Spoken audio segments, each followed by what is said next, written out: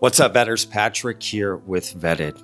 So, yesterday, Tuesday, September 9th, there was a UFO hearing in Washington, D.C. I covered it in a live stream. I'll put a link in the description if you want to watch the entire hearing. But in today's video, we're going to take a closer look at a video that was shown during the congressional hearing that everyone is talking about. But before we get to that and I break it down for you, let's take a look at some highlights from the hearing other than the video as covered by Fox News. Tonight we are hearing from whistleblowers also on Capitol Hill who allege the government is holding back crucial information about UAPs, unexplained aerial phenomena, what many of us still call UFOs. Senior congressional correspondent Chad Pergram shows us that tonight. Shocking witness testimony. It stopped about 100 feet in front of me and approximately 100 feet above me. My telephone got extremely hot, completely froze. From whistleblowers who served in the military. Chaos ensued over the radio as the object approached rapidly. I heard my friends screaming, "It's coming right at us, it's coming right for us." People demand answers. There is something out there, and we should know as the people what it is. The hearing was enough to convince some lawmakers who were once skeptics. Growing up, I really never believed in UFOs or any of this stuff. I admit, I've become a believer. GOP Missouri Congressman Eric Burlison showed an alarming video leaked to him anonymously. Burlison contends it shows a U.S. drone firing a Hellfire missile at a UAP off the coast of Yemen last fall. It pivots in some way, and then there's what appears to be debris from the missile. The missile is deflected, and then some pieces of debris appear to be traveling alongside and with this object for an extended period of time. One witness says the federal agency tasked with investigating UAPs rules out encounters with extraterrestrials on a technicality. The only way to scientifically prove extraterrestrial is we have to go to that planet, acquire technology, bring it back, and compare it to what we have here. Lawmakers believe the whistleblowers are credible because of their positions. It's politically convenient for the government if you all weren't military folks in suits. It would be much better if you pulled up in Winnebagos and were wearing hats. One congresswoman wants special protections for UAP whistleblowers. Most of our whistleblowers that come forward, the first thing that goes is their security clearance. Security clearance is their livelihood. Lawmakers say the U.S. is now in a space race. It's competing against China and Russia to figure out UAPs first. Now, let's get to this video that everyone is talking about. Now, most people are talking about what's in the video and what happened. Did it break up into multiple pieces? And did it do this? And did it do that? But I'm going to cover a different reason. Why the video was released. Just to refresh our memories, here's a montage of the actual video and some different responses from the witnesses about the video in question. And then I'll break it down even further. Look, I'm not jumped to the conclusion that I believe that there are, aliens coming from another planet. But I'm open to that. And I think that it's our responsibility, especially when we're seeing that we have a government that is actively blocking information from us. Last year, we were blocked by someone in House administration from being able to receive a full briefing from Arrow. So not an elected official, but someone in staff blocked us. And I've had it. Enough is enough. I want to cue up a video that I've been given. This was taken October 30th of 2024. This video is of an MQ-9 drone tracking an orb, or this object, off the coast of Yemen. You'll see that another MQ-9 launched a Hellfire missile.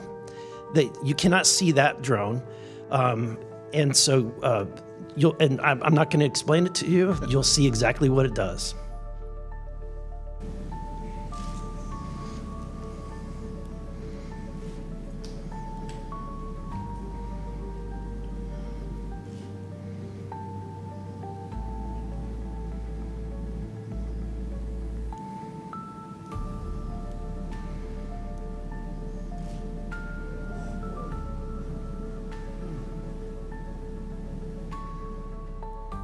I have heard about events like this. I have heard about this event. Jeremy Corbell and I talked about it in one of our episodes a while back. We did not have the video, though.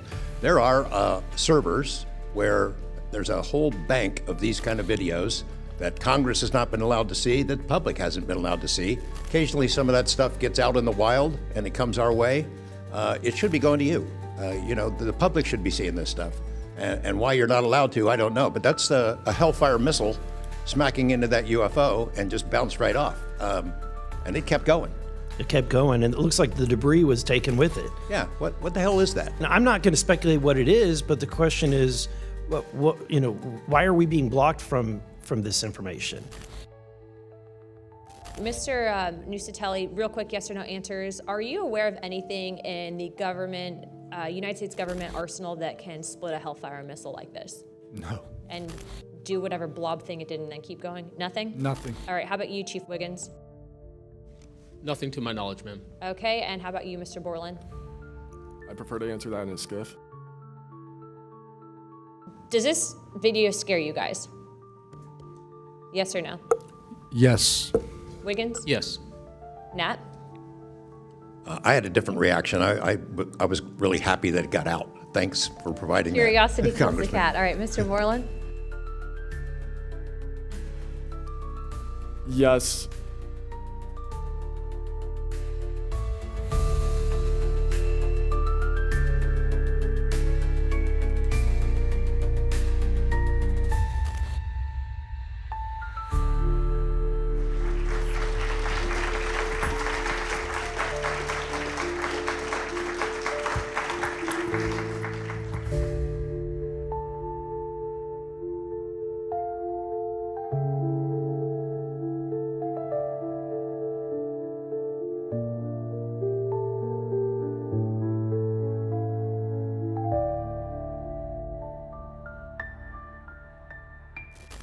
All right, so now that we familiarize ourselves with the video, it's the why, again, why this video was released, because we can determine that this is a MQ-9 Reaper drone, which I looked up and even found similar sort of gun cam footage, if you will, that matches yesterday's video. On the right, you'll see the footage from yesterday's video shown in the congressional hearing, and on the left, you'll see a typical Reaper drone video, identically matching, right, with the laser signature, right? So essentially that's what they're saying, right? That's what happened.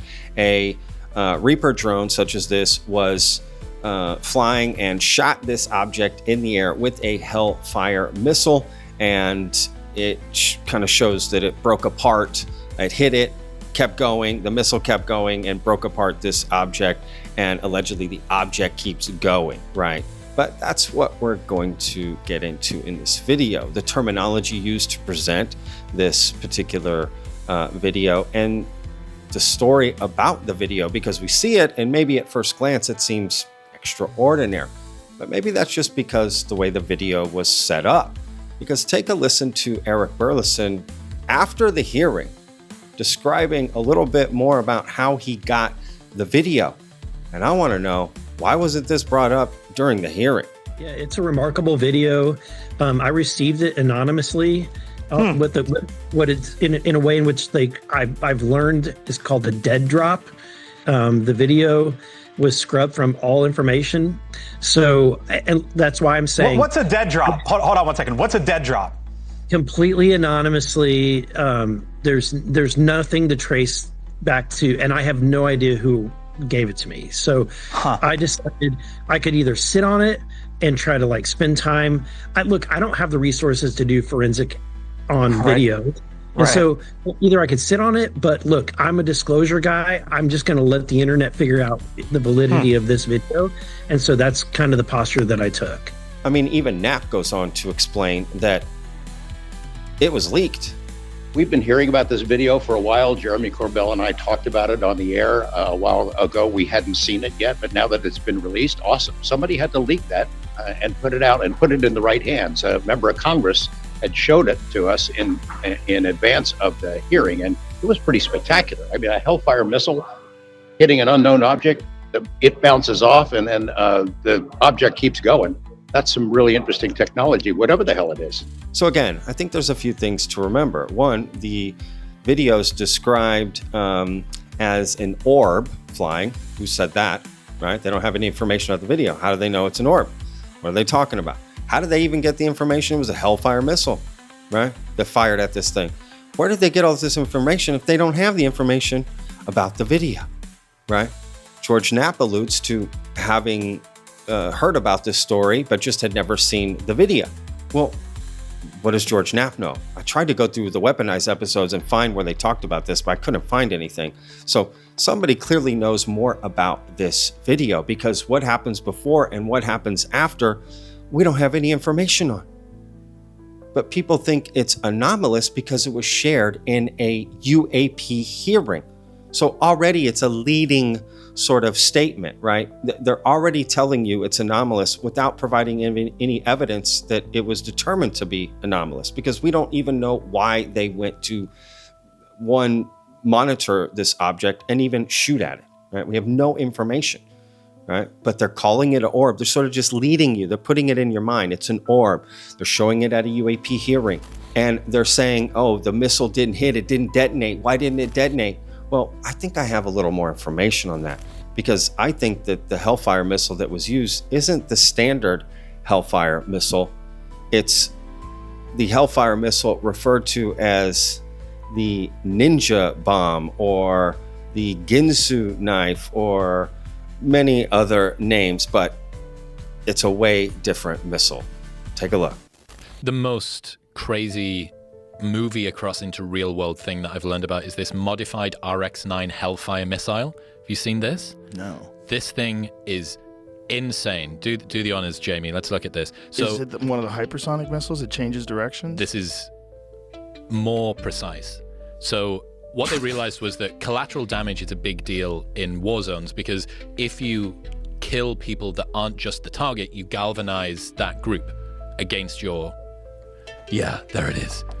America's secret ninja bomb packed with blades that shred militants alive. Oh my God. So there's no explosive in the front of it. It gets deployed using an existing platform, but rather than having an explosive payload, these razor-sharp, 6 razor-sharp swords come out the side of it and just turn human flesh into smoothies. Whew. It is a version of a Hellfire missile, meaning it's about 5 feet long, about 100 pounds, and what makes it unique is this. You can't see the 2 in the back, but there are 6 blades that, as this flies toward a target, they pop out at the last possible moment, creating a kinetic attack force. What that means is no explosion, just a tremendous force moving through a target, so something about as big as a screen is exposed to the attack and nothing else around it. It's a very unusual weapon, and again, they don't really want to talk about it, in part because it is so unusual and such a surprise on the battlefield now. Look at what it does to a car. Oh my God. But how precise this thing is. It's so precise. Yeah, the flying Jinsu. I think it's colloquially called the jihadi blender. You're talking about one that does not have a blast area at all. You can't call this a bomb. This is a kinetic weapon. It is a kinetic missile. That's its purpose, and that's why they say you use it in a civilian place, you're much less likely to hit anyone other than your target, because again, the damage area is right in one spot. It's so precise that you need to know which seat of the car the bad guy's in. Bad dude's in, yeah. Because if it was a long enough vehicle, front right seat and back left seat will be scared, but it'll be fine. Really explain to folks how this differs from other Hellfire missiles. The big difference is this. If you look at the firing of a normal Hellfire missile, it takes off and it's carrying a warhead. It is being guided toward a target, and when it hits, it is going to explode. The blast area when it explodes would be potentially about as big as a football field in terms of where people would be in danger. That's a big impact, and bear in mind, this thing is moving very, very fast. So there was this dude, supposedly one of the masterminds behind 9/11. They'd done surveillance on this guy, and every morning he'd come out and drink his coffee on his balcony. Same balcony, he'd come out and he'd drink his coffee and look out. So they just timed 2 of those things. Comes out, and that's it. There's no explosion, there's no nothing, and this guy just gets turned into dust. They shot 2 of them at him? 2, just in case the first one missed, I think. Yeah, it limits that collateral damage that U.S. drone strikes have faced so much criticism because of. When you're specifically, Tom, looking at the aftermath of this strike that we saw in Kabul, what suggests that this could be the weapon that was used? The same thing that it would suggest to you. Look at the house. There's no sign of a giant blast here. You talk about a blast that could, reach out across a football field. There's no sign of that here. There is limited contained damage. You don't see burn marks. You don't see blast fragmentation. You see none of the thing you'd expect from a normal explosion out there. And here's the other thing, because it only propels for the first 2 seconds, and then after that it's just using fins, so it works out the trajectory. So there's not even the sound of engine coming toward you. It's just silence and then blades and death. But for me, the whole point of this video is to just show that the why. I think this video was released for this reason right here. Take a look at the headline of this article. You see, the whole idea is that these Hellfire missiles are air to ground. In every video I found of any sort of Hellfire missile, regardless if it had a warhead or it was one of these ninja ones, was all air to ground, right? Or ground to ground, but never air to air. And I think this video was released to sort of showcase that. It has nothing to do with UFOs, right? Because anyone seeing this, that's the weird thing about this, is that the Hellfire is hitting something in the air. And honestly, for that thing to be laser guided, the missile going to it, it would have to be moving not that fast. So why do people think this is an anomalous object? Why do people think this is non-human or alien? Where are we getting this from, right? I mean, even Eric Burlison states this. I'm still at the place where I just really am not going to buy that it's extraterrestrial until I'm proven otherwise, right? Like, I think that the most likely scenario is that we have advanced technology that is being experimented on. I think that our adversaries probably have similar advanced technology, and which may be what we're seeing in this video. And so I'm just going to try to play it safe here until I'm proven. I'm from the show me state. You're going to have to show me until I'm proven otherwise. I'm not going to say that there's non-human intelligence or aliens from another planet. But this is remarkable. And the truth is, a lot of money, a lot of time, a lot of resources being put into the UAP phenomenon. And I think we owe it to the American taxpayer, to the people that own this government, some answers. And this is just after the hearing he's saying this stuff, right? So I think Eric Burlison was fed this to sort of show our capabilities of what we can do, because the enemy is going to see this, our adversaries, and they'll know exactly what it means. But otherwise, why are we releasing this? Was it declassified? Is this should not be out there? I mean, what are we talking about? Again, I think we were led to believe this is anomalous for no reason. There's nothing about the video that makes it seem anomalous, only because you're told it's an orb and you're shown it in a UAP hearing. So you're going to think UAP, you're going to think alien. But again, make up your own mind. Just putting the information out there, and that's my theory. You let me know what you think down in the comments. I'll put links in the description. Every day's a gift, Fetters. Peace.